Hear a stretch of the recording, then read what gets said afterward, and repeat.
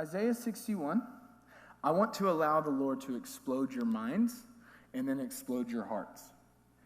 Check this out. Starting in verse 1, he says this, "The Spirit of the Lord God is upon me, because the Lord has anointed me to preach good tidings to the poor. He has sent me to heal the brokenhearted, to proclaim liberty to the captives, and the opening of the prison to those who are bound, to proclaim the acceptable year of the Lord and the day of vengeance on our God, to comfort all who mourn." How many would say that's an amazing invitation?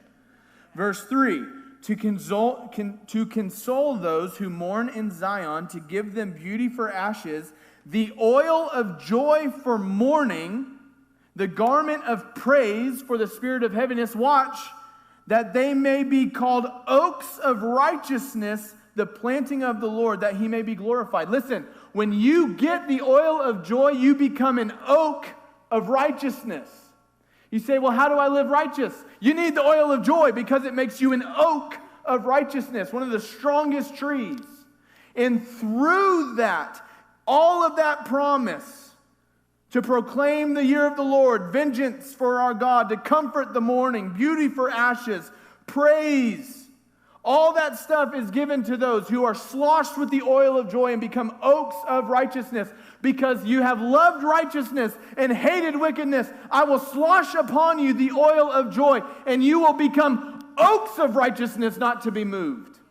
Never to be moved, not to be swayed to and fro by every wind of doctrine or every circumstance. You no longer are a thermometer, but you're now a thermostat because you are righteousness.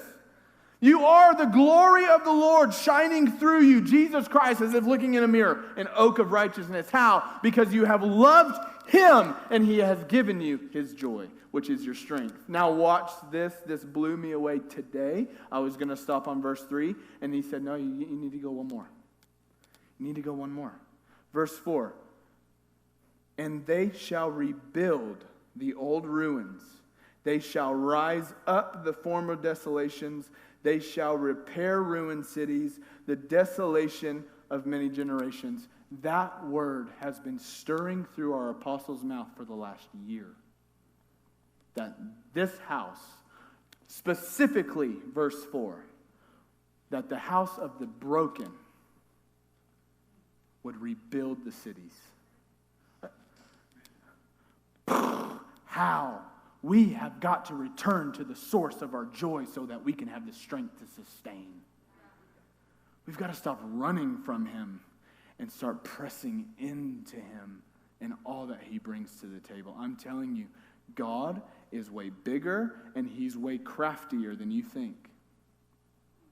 And until we open our hearts to the altogether loveliness, stop trying to argue it away and start pressing in and saying, God, I trust you.